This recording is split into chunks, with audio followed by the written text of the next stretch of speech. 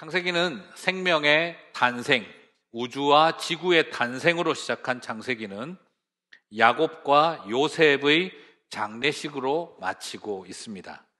마치 성경이 창세기로 시작해서 요한계시록으로 마무리를 짓는 것처럼 창세기는 탄생으로 시작하여 그리고 장례식으로 끝을 보여주고 있습니다. 계시록은 또 독특하죠. 끝을 보여주는 종말의 이야기를 보여주면서 동시에 새 예루살렘과 새 하늘과 새 땅의 이야기로 이어지고 있는 것을 보게 되지요. 그래서 창세기와 계시록은 묘한 역설을 보여줍니다. 탄생으로 시작해서 장례로, 요한계시록은 종말로 시작하여 새 하늘과 새 땅으로 이어가고 있죠. 오늘 제가 주목하고 싶은 것은 이 창세기의 마지막 두 번 장례식이 있는데 이 두 번의 장례식 사이에는 그 죽음의 징검다리와 같은 역할을 화해와 회복이 담당하고 있는 것을 보게 됩니다. 죽음과 죽음 사이에 reconciliation이 있는 것을 보게 되는 것이지요. 바로 우리에게 주는 새로운 은혜를 발견합니다. 죽은 다음, 죽기 전에. 아버지가 돌아가신 다음, 그리고 요셉이 죽기 전에 그 죽음의 간극 사이를 화해가 다리가 되고 있는 것을 보게 되어집니다. 그래서 창세기에서의 탄생과 그리고 종말이라고 하는 시작과 끝만 보지 마시고 그 끝을 이어가게 하는 마지막 화해를 보게 되시기를 바랍니다. 그리고 그 화해 속에 사람과 사람의 화해만이 아니라 그 속에 십자가의 이야기가 숨어 있는 것을 보게 되어집니다. 그래서 저는 이렇게 말씀드리고 싶어요. 예수님을 믿는다는 것은 태초와 종말만 믿는 것이 아니라 화해를 믿는 것이다. 화평을, 평화를 믿는 것이다. 라는 걸 창세기는 보여주고 있습니다. 여러분, 예수님을 믿으면요, 사상과 철학적 사고의 변화가 일어나게 되어지지요. 그래서 세상은 어떻게 시작되어졌으며 그리고 어떻게 끝을 맺는가에 대한 생각이 달라지죠. 하지만 예수님을 믿으면 이런 지적인 변화만 일어나는 것이 아닙니다. 세상은 하나님이 창조하셨고 세상엔 종말이 있구나 하는 것으로 끝나지 않습니다. 이것은 지적인 일만 일어나는 것이 아니라 예수님을 믿고 나면 내 속에 있었던 상처와 깨어진 관계들의 내면의 치유가 열매로 나타나게 됩니다. 그래서 그 치유를 통해 우리는 reconciliation이라고 하는 화목하게 되어지는 하나님의 평화가 우리 가운데 임하는 것을 보게 되어지죠. 그렇다고 한다면 치유는 어떻게 일어나는 것일까요? 치유는 무엇을 말하는 걸까요? 그것은 내가 상처받기 이전의 완벽한 모습으로 돌아간다 하는 뜻이 되어져야 되는데 실제로 그렇게 될까요? 상처받은 마음이 치유되면 완벽하게 흉터도 남지 않은 무상처 상태로 돌아갈 수 있을까요? 그렇다면 현실적으로 내면의 치유는 어떻게 가능해지는 걸까요? 완벽하게 내 안에 있는 상처를 고치는 것이 아니라 여전히 내 안의 상처는 트라우마로 남아있고 그리고 흉터로, 마음의 흉터로 남아있지만 그러나 그것을 오히려 타인을 치유하고 고치는데 내어놓을 때 내 내면의 상처가 치유되는 것을 보게 됩니다. 서로의 상처와 고통이 만나 서로를 아프게 하는 것이 아니라 서로의 상처와 아픔이 만나 서로의 치유의 통로가 되는 것을 보게 되어집니다. 내 고통이 위로가 되고 내 눈물이 생명샘이 되는 것이죠. 멀쩡한 내가 사람을 치유하는 것이 아니라 먼저 아팠던 내가 지금 아픈 사람을 만나러 가는 일을 통해 치유가 일어나는 것이죠. 이것이 하나님의 서사의 마지막으로 이루어지고 그 과정을 통해 하나님은 창세기를 종결하는 것을 바라봅니다. 모든 것을 마무리하는 마지막 여정은 화해와 치유의 여정으로 완성되는 것을 봅니다. 그래서 창세기 50장은 이렇게 상처받은 사람을 통해 오히려 이 세상의 화해의 통로가 되게 함으로 창세기는 마무리되고 있습니다. 말 그대로 여러분, 야곱이 마지막 생명을 호흡을 다한 다음, 그리고 요셉이 죽기 전에 죽음의 이 의미를 분명하게 하기 위해서라도 화해는 꼭 필요했던 것 같습니다. 그렇습니다. 이제 곧 떠날 인생이라는 것을 우리가 자각한다면 우리는 화해의 출발점을 잡을 수 있습니다. 여러분, 원한을 끝까지 품고 죽겠다면요, 그건 영혼이 될 마음이 아니라 귀신이 될 마음에 가깝습니다. 그래서 돌아갈 존재라고 하는 자기 자신에 대한 자각이 우리를 온전한 회복의 자리로 이끌어 가게 되어지죠. 자, 그런데 형님들은 사실 이 화해가 일어나게 된 것도 형님들이 여전히 하나님이 허락하신 그 화해를 인정하지 않았기 때문이었습니다. 하나님이 하신 일을 신뢰하지 못하고 있었기 때문이지요. 요셉이 참 답답했을 것 같습니다. 형님들이 아버님 장례식 치르고 와서 하는 말이 뭡니까? 우리는 당신의 종들이니이다. 아니, 지금까지 한 아버지의 아들들로 이제 관계를 회복했다고 생각했는데 한다는 소리가 우리는 당신의 종들이니이다 라고 합니다. 그리고 절을 합니다. 그리고 또 게다가 하는 말이 당신 아버지의 하나님의 종들인 우리를, 죄를 이제 용서하옵소서. 그 전에 다 용서했는데 또 와가지고 말을 하는데 표현이 또 기가 막혀요. 그냥 이 형들의 죄를 용서해 주다오 뭐 이렇게 말을 하면 될 거를 당신 아버지의 하나님의 종들인 우리 죄를. 뭐가 이렇게 수식어가 복잡합니까? 그리고 우리 아버지지 무슨 당신의 아버지의 하나님의 종들이라고. 이게 무슨 당신 아버지라니요. 여전히 그들 속에 남아있는 이 죄에 대한 콤플렉스가 끊임없이 아버지의 장례를 치르고 와서도 또 용서를 한 번 더 받아야 되는 것처럼 생각합니다. 하나님이 용서하신 일, 그것을 다 받아들였는데도 불구하고 아직도 요셉의 용서가 필요하다. 아버지 덕택에 봐준 거다라고, 잠시 봐준 거다라고 임시로 용서받은 것처럼 착각하고 있었던 것이지요. 장례를 치르고 와서 그렇게 성대하게 하나님의 백성의 마지막 가는 길을 잘 보고 와서 여전히 이러고 있는 형님들을 볼 때 요셉은 참 속상했을 것 같습니다. 그래서 요셉이 속상해서 울었습니다. 여러분도 그럴 때 있으시죠? 장례 다음에 속이 상해 울 일들이 꼭 있죠. 여러분, 그래서 오늘 이제 요셉은 다시 온전하게 형님들을 용서하는 과정을 겪었을까요? 어떻게 보면 요셉이 다시 한번 용서하는 것처럼 보일런지도 모르겠습니다만, 그러나 이것은 요셉의 용서가 아닙니다. 요셉은 알고 있습니다. 내가 용서할 것인가 말 것인가의 문제가 아니라는 거예요. 형님들은 여전히 요셉이 용서해 줄까 아닐까를 생각하고 있지만 요셉은 알고 있습니다. 이건 내가 용서할 일인가 아닌가의 문제가 아닙니다. 하나님이 이미 용서하신 일로 그는 여기고 있었기 때문입니다. 내가 앞으로 지금 아니면 지금 용서할 것인가가 아니라 이미 하나님이 과거 완료형으로 용서하셨던 일이라는 걸 그는 알고 있었던 것이지요. 여러분, 여기서 화해의 두 번째 원리가 나오죠. 화해가 되려면요, 내가 용서한다라는 생각을 하고 있으면 우리는 화해할 수 없습니다. 화해는 내가 용서한다가 아니라 하나님이 용서하셨다라는 고백을 통해 이루어지는 것을 보게 되어지죠.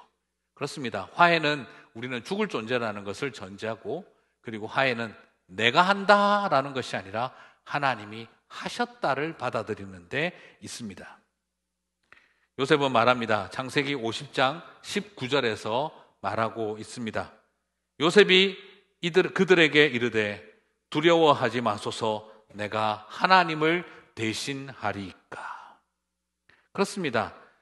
요셉은 그들에게 이르되 두려워하지 마소서, 내가 하나님을 대신하리이까. 하나님이 용서하셨다는 그 원리, 내가 하나님을 대신하리까? 내가 용서해서 당신들은 용서받는 것이 아니라 하나님의 용서를 우리는 받아들인 것으로 이루어진다라는 것을 요셉은 말하고 있는 것이죠.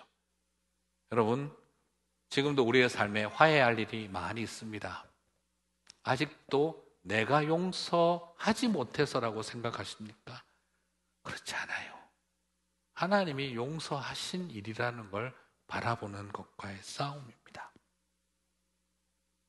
내가 용서하려고 하면은요, 화해는 이루어지기 어렵습니다. 짧은 인생 살아온 저도 겪어보니 그렇습니다.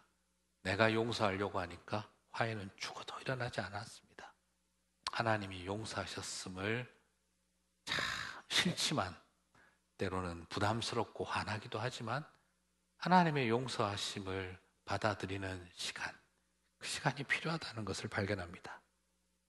그리고 오늘 또한 발견하는 화해의 세 번째 원리는 그들의 악을 하나님의 선으로 고백하는 일이었습니다. 창세기 50장 20절을 볼까요?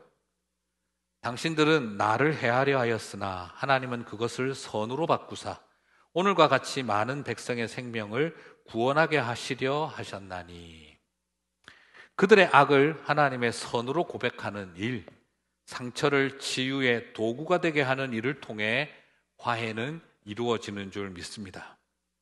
나를 해하려고 한 일이 아니라 많은 백성을 살리려 하신 하나님의 일로 보는 눈입니다.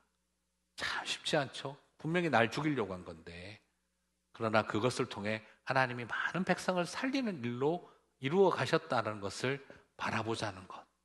나를 향해 쏟아냈던 모진 말, 독한 말을 잊어버리고 하나님이 나를 통해 저들을 살리려고 여기까지 보내셨구나를 받아들이는 일, 그 눈과 관점을 갖는 일, 그것이 화해를 이루어가는 세 번째 원리인 것이죠. 그렇습니다. 악을 선으로 보는 눈, 사람들의 해하려고 하는 행동을 하나님이 살리시려고 한 행동으로 바라보는 눈을 가질 때 그 속에 복음이 우리를 reconciliation, 화목으로 이끌어가는 것이지요. 여러분, 이에는 이, 눈에는 눈으로 갚는 삶, 그게 율법주의의 삶입니다. 저는 그런 생각 참 많이 들더라고요. 교회 생활을 율법주의적으로 하는 것에 동의하실 분들 혹시 가운데 있으십니까? 구원받는 일에 율법주의로 하자는 말에 동의하실 분들 이 가운데 있으십니까? 없죠, 그죠? 우리 교회 생활은, 우리 신앙 생활은 율법주의 하면 안 됩니다. 복음으로 가야지요 합니다. 그런데 교회가 율법주의가 되면 안 됩니다. 신앙생활 율법주의로 하면 안 됩니다. 구원받는 일 율법주의로 하면 안 됩니다 라고 하면서도 내 인간관계와 상한 감정은요, 복음으로 하려고 하지 않습니다. 내 인간관계와 상한 감정은 율법주의로 끝까지 해결하려고 합니다. 교회 생활과 신앙생활과 구원에 있어서 율법주의는 철저하게 싫어하면서도 내 감정 문제는 율법주의로 풀어가려고 하는 마음이 있습니다. 놀랍게도 우리의 심령 속에는요, 용서받을 때에는 복음이 좋고 원수 갚을 때에는 율법이 좋다 하는 마음이 우리 안에 있습니다. 놀랍지 않습니까? 내가 용서받는 자리에는 복음의 능력이 나타나기를 원하고 내가 원수 갚는 자리에는 율법의 능력이 나타나기를 원하는 마음, 그것이 솔직히 우리 속에 존재합니다. 율법은 악을 선으로 바꾸지 않습니다. 해준 대로 갚아주면 됩니다. 눈에는 눈, 이에는 이로 갚으면 됩니다. 하지만 복음은 다릅니다. 악을 선으로 바꾸고 그들이 나를 해하려 했던 일에 주목하는 것이 아니라 하나님이 많은 백성을 살리려 하셨던 일에 주목하는 것입니다. 나의 고통을 통해 더 많은 사람들을 살리는 일을 하셨다는 것을 주목하는 것입니다. 야곱의 죽음과 요셉의 죽음 사이에는 꼭 기억하십시오. 율법이 아니라 복음에 기초한 화해를 통해 창세기가 완성되고 있습니다. 그렇습니다. 율법을 통해 죽음과 죽음을 연결하고 있는 것이 아니라 복음의 화해를 통해 야곱의 죽음과 요셉의 죽음을 연결하고 있습니다. 그래서 창세기는 맨 마지막에 복음과 십자가를 보여주고 있습니다. 여러분, 그렇죠? 솔직히 상처는요, 우리 안에 있는 상처는 선순환을 일으킬 수도 있고 상처는 악순환을 일으킬 수도 있습니다. 상처의 악순환은 뭘 말하냐 그러면은요, 저는 상처는 어떻게 악순환합니까? 라고 물어보신다면은 수평적인 편만들기로 악순환이 일어나거나 수직적인 대물림으로 악순환을 일으킨다라고 말씀을 드리고 싶어요. 무슨 말입니까? 상처가 순환되는 이 악순환하는 상처의 악순환은요, 항상 옆에 사람들을 편만들기를 해서 1대1의 상처가 공동체와 공동체, 다대다의 갈등으로 비화됩니다. 악순환을 일으키죠. 그리고 너와 나의 상처가 자식들의 상처로 다시 대물림으로, 수직적인 대물림으로 악순환을 만들어내지요. 시어머니가 며느리에게, 그리고 아버지가 아들에게 상처를 주고 며느리는 다시 상처 주는 시어머니가 되고 아들은 다시 상처 주는 아버지가 되어가는 것이지요. 상처의 대물림이 일어나 수직적인 악순환을 만들어냅니다. 그리고 이것은 또 다시 수평적 악순환을 만들어내기도 하지요. 시어머니는 며느리 상처 주는 것을 정당화하기 위해 남편, 딸, 이모들을 다 동원합니다. 그리고 아들 앉혀놓고 네 와이프가 얼마나 문제가 많은지 아느냐 하며 남편과 딸들과 이모들의 지지를 받으려고 합니다. 결국 며느리는 친정, 남편, 손주 다 동원해서 이제는 니네 할머니가, 시어머니가 얼마나 틀렸는지를 증명하기 위해서 또 내 편을 만듭니다. 그리고 며느리도 아들 앉혀놓고 네 할머니가 나에게 무슨 짓을 했는지 아니? 라고 설명을 합니다. 상처의 악순환은요, 수직적인 대물림으로 이어지기도 하고 수평적인 확대로 편싸움으로 확장되기도 합니다. 그래서 상처의 악순환은 콩가루 집안 만들고 형제들끼리 편을 가르고 그리고 대를 이어 서로 반목하는 통로가 되기도 하지요. 1대1의 상처가 다수와 다수의 상처로 확장되고 그리고 상처의 악순환은 계속해서 아래로 옆으로 퍼져가는 것을 보게 됩니다. 하지만 반대로 상처는 선순환을 일으키기도 합니다. 상처 입은 사람들이 그 상처를 직면하고 그 상처를 선으로 바꾸시는 하나님의 구원의 은혜 안에 있게 된다면 그 상처는 오히려 치유의 통로가 되어집니다. 그래서 더 이상 상처 입은 사람으로 남겨놓지 않고 상처 입은 치유자의 삶으로 선순환을 일으키게 합니다. 상처의 선순환이 시작되면 이때부터 많은 백성들을 살리는 일이 시작됩니다. 상처의 악순환이 다수와 다수로 확장되어지듯이 상처의 선순환 역시 1대1로 끝나지 않습니다. 공동체와 공동체의 선순환으로 확장되어져 갑니다. 그래서 치유의 선순환을 일으켜내기를 시작합니다. 그래서 상처가 치유의 선순환을 일으키기 시작하면 공동체 전체와 다음 세대까지 레컨실리에이션이라고 하는 그 화목의 역사로 흘러가게 되어지는 것이지요. 요셉과 형님들의 관계 회복으로만 끝나는 것이 아니지요. 창세기 50장 21절을 보십시오. 오늘 요셉은 형님들하고 잘 지내겠습니다 하는 이야기로 끝나지 않습니다. 당신들은 두려워하지 마소서, 내가 당신들과 당신들의 자녀를 기르리이다 하고 그들을 간곡한 말로 위로하였더라고 합니다. 어떻게 됩니까?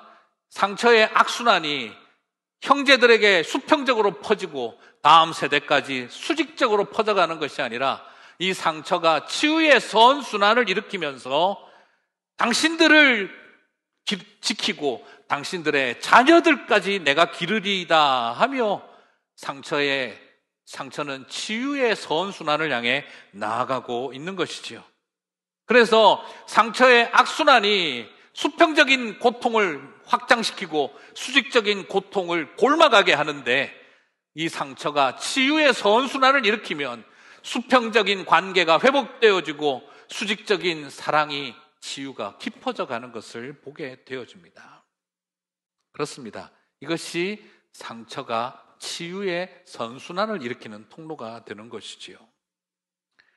사랑하는 성도 여러분, 요셉은 총리 대신이 되었기 때문에 하나님에게 쓰임받은 것이 아니라 상처의 고통을 치유의 선순환으로 바꾸었기에 하나님이 사용하셨습니다. 여러분, 상처의 고통을 치유의 선순환으로 바꾸었기에 요셉은 원수된 형제들을 살리고 많은 백성들을 구원하고 형제된 자녀들을 돌보고 기를 수 있었습니다. 그리고 신기하지 않습니까? 위로받아야 할 사람이 그들을 간절한 말로 위로하였다라고 하고 있지 않습니까? 참 억울할 것 같아요. 제 생각에는 요셉 입장에서 얼마나 억울할까요? 왜 내가 위로를 하고 있지, 이 사람들을? 그런데 위로받고 싶은 그가 오히려 이들을 위로하고 있습니다. 이것이 깊은 상처받은 사람들이 다시 치유의 선순환을 일으키는 통로가 되는 것을 보게 되는 것이죠. 그러면 말씀을 이제 마무리 좀 하겠습니다. 이 말씀을 살펴보면서 우리는 이런 생각을 하게 되지요. 요셉이 참 대단하구나. 그래서 창세기 50장은 화해의 사신과 같은 탁월한 요셉의 이야기로 마무리하는 걸까라고 생각할 수 있겠습니다. 하지만 저는 오늘 이 말씀을 다시 한 번 더 생각해 보고 싶습니다. 20절 읽어볼까요? 당신들은 나를 해하려 하였으나 하나님은 그것을 선으로 바꾸사 오늘과 같이 많은 백성의 생명을 구원하게 하시려 하셨나니. 오늘 이 이야기가 왜 존재하는 걸까요? 훌륭한 요셉, 이걸 보여주는 것이 목적일까요? 오늘 이 이야기는 다시 한번 보시면 누구의 이야기입니까? 요셉의 이야기처럼 보이지만 이것은 십자가의 예수님의 이야기지요. 너희들은 나를 해하려 하였으나 하나님은 그것을 선으로 바꾸사 오늘과 같이 많은 백성의 생명을 구원하게 하시려 하셨나니. 바로 십자가의 이야기입니다. 오늘 20절은 죽음과 죽음 사이에 요셉의 탁월한 인성을 보여줌으로 끝나는 것이 아니라 예수님이 이 땅에 오신 많은 백성을 구원하게 하신 십자가를 통해 땅은 온전한 종말, 피니시가 일어난다는 것을 보여주고 있는 것이지요. 창세기는 이렇게 탄생으로 시작하여 장례로 마치는 마지막 끝자락에 예수님의 십자가를 통해 마무리 짓고 있습니다. 야곱이 죽은 다음, 그리고 요셉이 죽기 전에 이렇게 화해의 십자가가 여러분의 삶의 자리에도 세워지게 되시기를 주님의 이름으로 축복합니다. 누군가를 용서하고 화해의 십자가를 세운다는 것은 참 쉽지 않습니다. 더더구나 사랑해야 하고 사랑받아야 할 사람들과의 관계가 깨어졌었을 때, 그냥 하기 좋은 말로 용서, 화해, 그냥 사전 속에 존재하는 그런 개념으로만 설명할 수가 없습니다. 그건 내 가슴을 도려내는 것 같고 찌르는 것 같고 더 억울해지는 것 같은 마음이 들기 때문입니다. 또 어떤 분은 그렇게 생각할 수 있습니다. 내가 요셉 정도의 자리까지만 갔어봐라 용서할 수 있을 거다 하는 마음도 들 것 같습니다. 그런데 여러분, 요셉 같은 자리에 올라가면 용서한 것보다도요 더 짓밟아주고 싶은 게 사람 마음입니다. 용서는 힘이 있어서 베풀어주는 너그러움도 아니고요, 용서는 힘없는 자가 할 수 있는 비겁한 복수도 아닙니다. 많은 분들이 오해합니다. 복수할 수 없는 힘없는 자가 할 수 있는 자기식의 복수가 용서다. 그래서 힘없는 자의 비루함처럼 여기기도 하고, 용서는 힘 있는 자의 너그러움처럼 여기기도 합니다. 그러나 그렇지 않습니다. 용서는 하나님이, 예수님이 십자가에서 가장 비천하게, 가장 큰 능력을 갖고 비천하게 죽으실 때 만드셨던 은혜입니다. 가장 높으신 하나님이 가장 낮고 천한 모습으로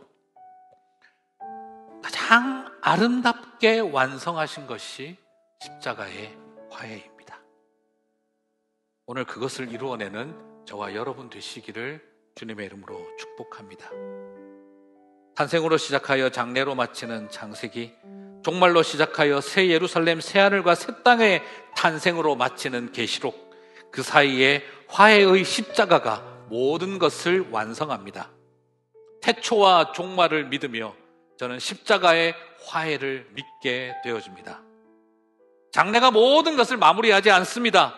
모든 것을 마무리하는 장래, 종말이 가능한 것은 화해가 마무리되었기 때문입니다. 이 세상이 만들어지고 이 세상에 종말이 오는 이유는 무엇 때문입니까? 예수 그리스도의 십자가가 모든 것을 완성했기 때문에 가능한 것입니다. 이 세상의 종말은 왜 오는 겁니까?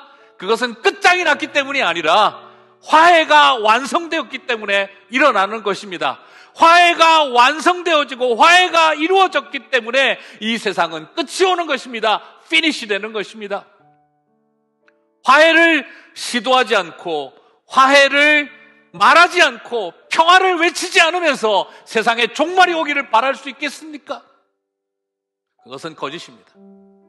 이 세상이 끝이 나려면, 이 세상이 완성되려면 우리에게는 온전한 화해를 이루는 삶, 화목을 이루는 삶을 결단해야 하는 것입니다. 예수 그리스도의 십자가가 모든 것을 움직이게 해야 합니다. 오늘 이 땅을 바라보면서 속이 아픕니다. 세상이 말세지말이 되었다, 도덕적 타락과 이런 것이 문제가 아닙니다. 이 세상이 왜 소망이 없는 줄 아십니까? 화해가 사라진 말세가 된다면 종말입니다. 그것이 비극입니다. 그러나 화해와 화목이 완성되어진 그 다음에 오는 종말이라면 그것은 축복입니다. 사랑하는 성도 여러분, 화목을 이루어내어 십자가가 우리 가운데 우뚝 세워져서 이 땅에 마지막에 오는 그날을 바라보는 저와 여러분 되시기를 주님의 이름으로 축복합니다.